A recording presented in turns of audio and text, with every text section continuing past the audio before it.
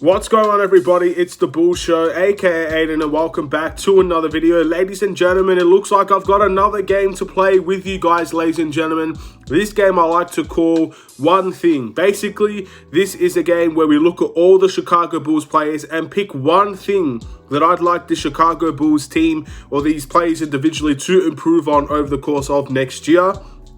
At the end of the day, there are a couple of guys that, again, if you just see slight improvements on, this team instantly becomes better. And I'm going to be talking about all of the things that I feel like could potentially make us better in this video, I guess you could say, just individually with every single one of these guys. But before we get started, please like and subscribe to the Bull Show, turn notifications on, and let me know in the comments below what your one thing is for every single one of these players to improve on heading into next year, assuming that this team is the exact same next year as well, because we still are undetermined on which players will stay and which players will leave the Chicago Bulls team. So just assuming everybody is here, let me know in the comments below what you guys would think about, or the one thing that you would change about every single one of these players, or improve upon, I should say.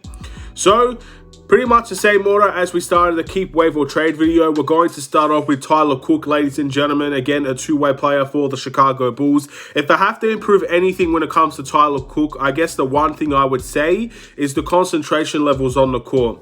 At the end of the day, I do feel like there are a couple of times where the mind just kind of goes away from the game, and you can clearly see a couple of mistakes happen here and there. But you can clearly see when he's fully motivated and dedicated to a matchup that he's playing on. For an example, he had a great game, in my opinion, against a guy like Giannis. Now, at the end of the day, Giannis is MVP caliber level, and I think the difference between, I guess, a bench warmer type player and one of the best in the league is obviously there has to be skill and talent there, but concentration is something that should never be, I guess, talked about when it comes to a superstar player.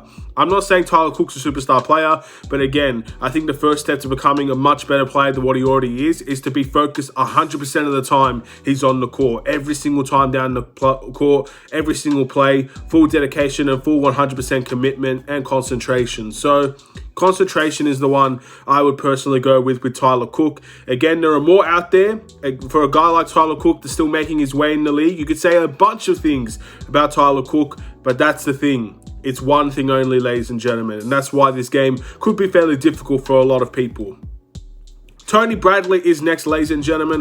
What I liked about Tony Bradley is that he actually was able to make the mid-range shot at the end of the season. He took some further beyond the free throw line. He took some at the free throw line as well. And that's I guess, a play that many teams probably won't guard for the majority of the time because they just don't trust him to make that consistently. So my one thing for Tony Bradley is very easy. It's to continue to work on his mid-range game. At the end of the day, I don't need a guy like Tony Bradley to make threes. I think that's beyond his control. I don't necessarily think this team would need that whatsoever, especially because we already have a three-point shooting center in Nikola Vucevic at the moment. But the mid-range game could be a very interesting one as well. I feel like a lot of guys won't guard that shot. And I saw enough at the end of the season that makes me believe he could make that shot on a consistent level. So my thing with Tony Bradley is to continue his shooting form from the mid-range and see where he could take his game next year if he is to stay here with the Chicago Bulls team. Troy Brown Jr. is next, ladies and gentlemen. And Troy Brown Jr. is another very easy one. The way that we like to use Troy Brown Jr., we don't necessarily use his strengths pretty much. He likes to be a guy that can play, make, and dribble with the ball. Basically, he's a rather big point guard in what I would like to call Troy Brown Jr. But the Chicago Bulls don't necessarily use that, I guess, to their game. We have a lot of point guards already on this team. We don't necessarily, I guess, use Troy Brown Jr. in that way. We like to see him in the corner, maybe make some hustle plays here and there, grab some rebounds, make some corner threes. And I think that's where I'd like to see the improvements for Troy Brown Jr. The corner threes, ladies and gentlemen. That is where I would personally like to see his improvement. At the end of the day, I think that corner shot should be, again, I'm going based on what a lot of people say, the corner shot is probably one of the easiest shots in the NBA to make from that three-point line. It's the least furthest out. Again, I feel like that's definitely a thing that can be worked upon. I feel like a lot of players will probably get that same answer as Troy Brown Jr. He shot 35.3% from the three. He's had good stretches and bad stretches from that three-point line. You've seen games where he simply can't miss from that corner. Then you also see games where he airballs almost all the shots he has from that corner. So at the end of the day, that's my personal one thing I'd like to see Troy Brown Jr. improve upon. If he can make that corner shot, again, if he's a 40% three-point shooter, let's say his career or his percentage next year is from 35% to 40% from that three-point line, and it's all the corner shots, then he's like a Grant Williams type player, in my opinion, from the Boston Celtics. Grant Williams, again, if you're looking at his offense, he's not the best offensive player, is he? He's not the best three-point shooter on that Celtics team, is he? But at that corner shot, that's his shot. He's one of the highest percentage players in the NBA in that corner shot. So I'm not saying that he needs to be an elite off the pick and roll three-point shooter or anything like that, but when it comes to the corner shots, the easiest three-point shot in the NBA, I expect Troy Brown Jr. to get better with that shot specifically, and we'll see where we can go from there. But yeah, that's what I'd like to see Troy Brown Jr. mostly improve upon. Going into more of the roster, Malcolm Hill. This is probably one of the harder ones when it comes to Malcolm Hill, because at the end of the day, he's not really a significant part of this team, is he? I think that's something that makes it very difficult to decide for Malcolm Hill. I don't really know his strengths and weaknesses probably as much as other people. I know he's a decent shot in terms of his own shot. He's someone that can be a sporadic shooter here and there. I think consistency in his shooting is probably where I would go with Malcolm Hill. Again, in this league, you have to be a consistent player. If you're not a consistent player, there are more times than not that you're out of the league at a young age. It's as simple as that. When it comes to shooting, again, everybody in the league can shoot these days. Even centers are trying to make that three-point shot on a regular basis these days. So I guess the players that stay in this league have to be more consistent shooters compared to guys that are relatively inconsistent. So that's what I would have to say with Malcolm Hill. But at the end of the day, I could very much be wrong on that. Maybe Malcolm Hill is a very consistent shooter, but he just didn't get the game time to really show his consistency. I can say a bunch of things when it comes to that, but that's my personal opinion on the situation. That's the one thing I'd lean towards when it comes to Malcolm Hill. But again, I have to be honest, I don't know much about, even on his team, I didn't know that much about him in all honesty to really say something, I guess, meaningful towards that. So he could probably, if he ever saw this video, he could probably say that's complete rubbish, and I honestly wouldn't say anything against that. I don't personally know. Marko Seminovic, I'd like to see Marko Seminovic improve on his strength heading into next year. I feel like a lot of the reason as to why he didn't get a chance is because he's not strong enough to play as the center position in this league. And I guess that's what many people in my comment sections have been saying. I feel like that has been the common thing around the league when it comes to Marko, because the talent, in my opinion, is there. He's a very good offensive center when it comes to talent, when it comes to pick and roll offense, paint production in terms of his offense, and even has the ability to make that mid-range shot. I'm not really too sure about his three-point shot as of yet, but I feel like that can develop in his game as well. But I feel like his strength, his physicality is something that probably doesn't get him that game time, which in my opinion, personally, I still think Marko should have been in this team regardless, because if we have Derrick Jones Jr. as the backup center for the Chicago Bulls half the time, I don't think Derrick Jones Jr. is, I guess, less strong than Marko, in all honesty. So that's definitely a conversation to be had, and I don't think that's the main reason as to why Marko wasn't playing. I just felt like the Bulls didn't trust him, and that's the main reason. But if he can get a little bit stronger next season, get in the weight room, get that muscle on, and make sure that when he does get opportunities, he's not going to be bullied inside the paint, that's the way to go when it comes to Marko Seminovic.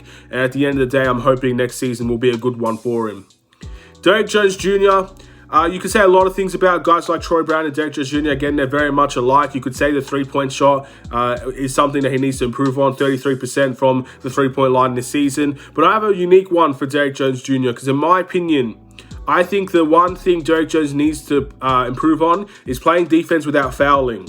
I feel like when it comes to a situation where this team is fouling, Derrick Jones Jr. is often one of those guys that is always going to be in foul trouble. In the playoffs, I felt like he was always in foul trouble. I feel like some of the reason as to why he didn't get on the court as much as he probably could have is that he does result in fouling a lot. That does come down to he's not strong enough as well, so he has to find ways to stop offensive players from scoring, so you result to fouling and making them earn the free throws and stuff like that.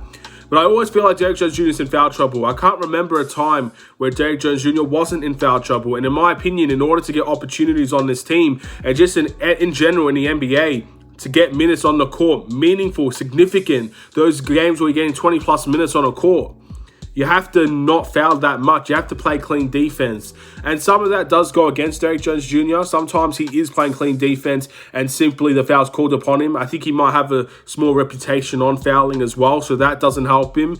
But he does have to limit his fouls. And in my opinion, he's the big reason as to why this Bulls team was in foul trouble a lot of the time and why we are one of the, I guess, worst teams in terms of fouling in the NBA.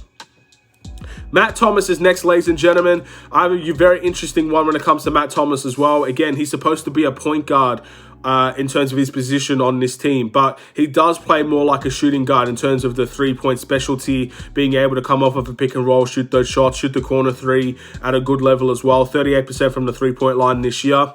If Matt Thomas wants to be a point guard in this league and maybe a meaningful point guard, I think he needs to work on his playmaking. I'm not necessarily sure how much, I guess, assists that Matt Thomas average. Just looking at his stats alone, it's 0.5 assists for Matt Thomas. That's something that, in my opinion, for a point guard that got minutes on this team, it should not be 0.5 assists for him. So I feel like that's a very simple one as well. At the end of the day, his defensive liabilities, I feel like at this point in his NBA career, he's 27 years old. He is a little bit shorter. He's in terms of, I guess, He's only 6'4", let's just say.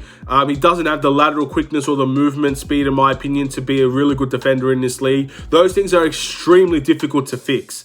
But playmaking and, I guess, IQ of the game, those are things you got to study for, in my opinion. And I think being a better playmaker in this league would probably get him more opportunities on other teams as well, not just this Chicago Bulls team. If he has a three-point shot, but he also has the ability to get maybe 3 assists or even 2 assists per game, increasing or doubling his assist rate, he'll get more minutes on the court, in my opinion. But I think that's the main reason as to why maybe his position just shouldn't be a point guard in the NBA. Maybe he's just an undersized shooting guard. I think that's what his position should be. But for this team, he actually did play a little bit of point guard. So playmaking is where I would go for Matt Thomas. Javonte Green. Again, I have a very easy one for Javonte Green as well. It's going to be the exact same as Troy Brown Jr., and that is to continue to work on making that corner three. At the end of the day, he's another guy that had 35% from the three-point line, shooting the corner shots for the most part. If he's able to increase that percentage from 35 to 40% from the three-point line, instantly, again, this team becomes a much bigger threat from the three, which is exactly what we need. We need three-point threats. We need a team that will make other teams pay for leaving us open at the three-point line. Our reputation around the league is that we've got sporadic shooters, inconsistent shooters. That's our reputation around the league. That's what the Milwaukee Bucks did. They left us open from the three-point line, and we could not make them pay from there anywhere near as much as we probably should have as a team.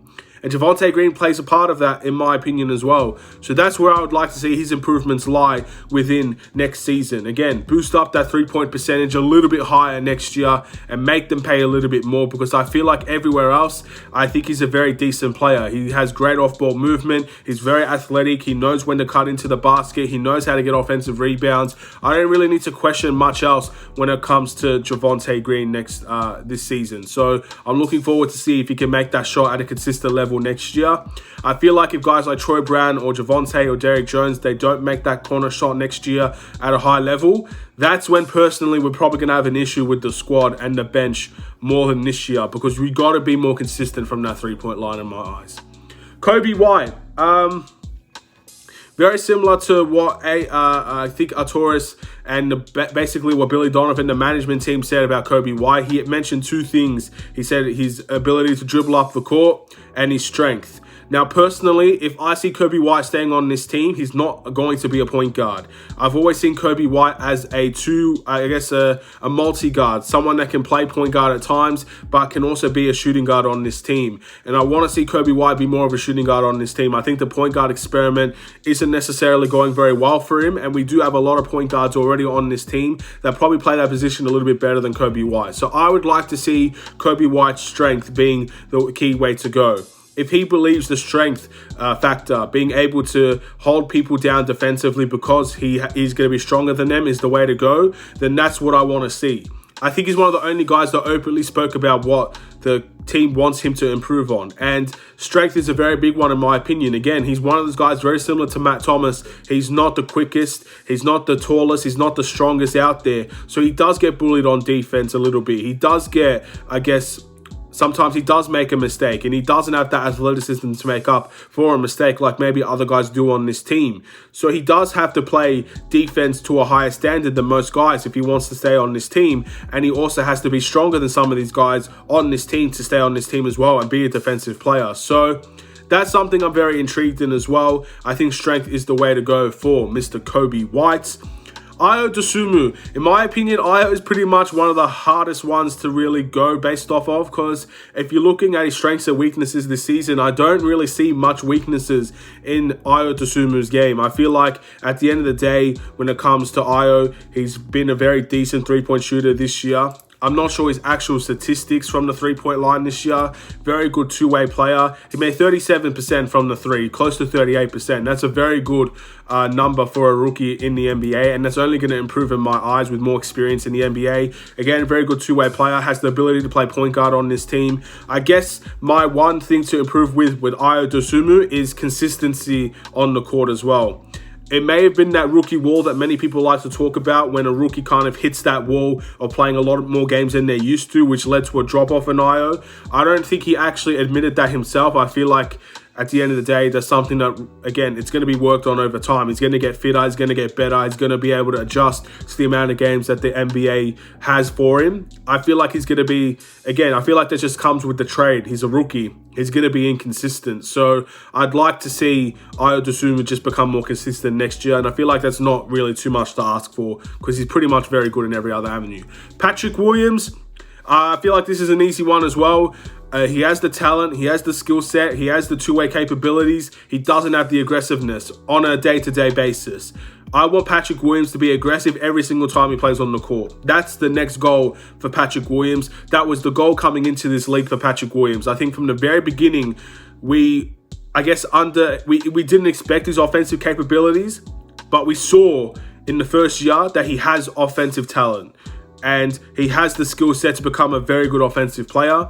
We know defensively he's going to bring it, but offensively, aggressiveness, being able to make your stamp on a game every single night, that's the goal for Patrick Williams next year. That's the goal for Patrick Williams to become a good player to an all-star level player, in my opinion. He's a decent player now, still has a long way to go, only 20 years old or 21 years old, I believe he is. He's still so young and he still can learn so much. But that's the goal for Patrick Williams. Being aggressive and not being afraid of the moment, making sure you can make a stamp on this game. If that's scoring 9 points but playing amazing aggressive defense, great. If that's scoring 25 points, that's great as well. If it comes to maybe playmaking, it doesn't have to be just scoring. But being aggressive in every aspect of the game is where I'd like to see improvements from Patrick Williams. Nikola Vucevic, again, I feel like defensively, you're probably going to get what you get with Nikola Vucevic at this point in his career. All I want to see from Nikola Vucevic is just not being afraid to go into the paint a little bit more than what he did this year. Again, I felt like most of his paint success came at the second half of the year because he had to make that adjustment from the three-point line. I could say I want Vucevic to improve from the three-point line, but in all honesty, I don't necessarily want him taking anywhere near as much threes as he did this year for the Chicago Bulls. So I don't feel like that's the direction I want to go down. I want Vucevic to be in the post. I want Vucevic to be in the paint a little bit more. And I want him to not be afraid, even if he's versing some of the more physical centers in the league, to trust his own talent, because he's got some talent that most centers would really, really want in this league. So trust his talent, trust his physical physique, I guess you could say, and just try and back down people a little bit more and be in that paint, be a presence, be a nuisance in that paint. That's like what I'd like to see from Vucevic. That's the one thing I would say about him. Alex Caruso is basically health. He's one of those guys that was naggingly injured all year long. What I want to see from Alex Caruso next year is health. Improvement on health. Again, there are probably multiple things you could say about Caruso. Again, his shot selection wasn't always terrific, and even his percentages weren't always terrific, but his health is the number one thing by far, in my opinion. Tristan Thompson is next. I want to see him improve his free throw percentage. The guy gets fouled so often on this team specifically and throughout the rest of the league as well.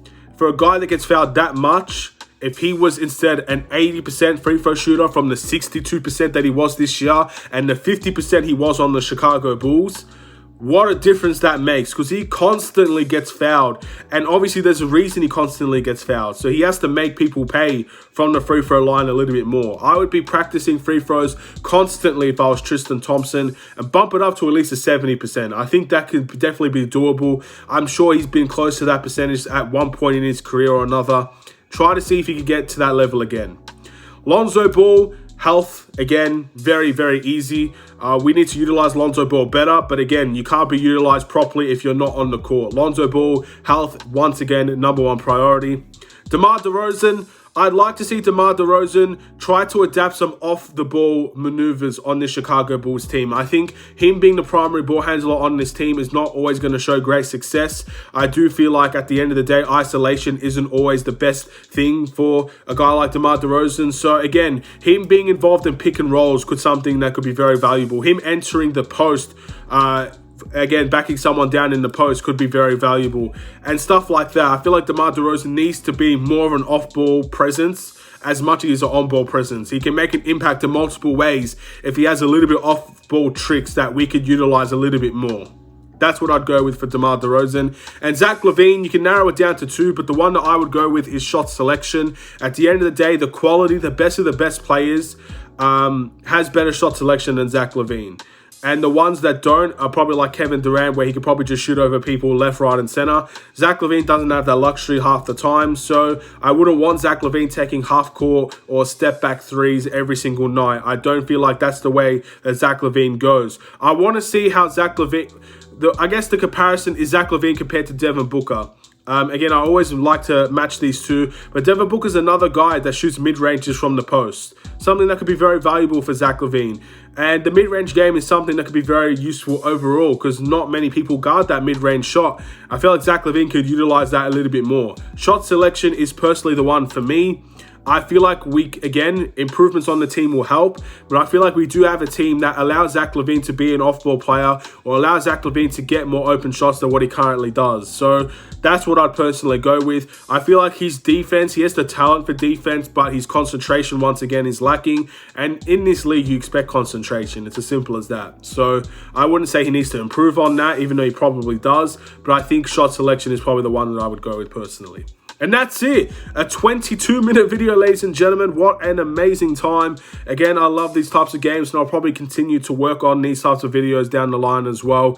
As soon as I think of them, pretty much the sooner I'll make them as well. So any suggestions, let me know in the comments below. But thank you for watching. Please like and subscribe if you're new. Have a wonderful and safe day. Stay safe, stay healthy, stay tuned for more. Take care.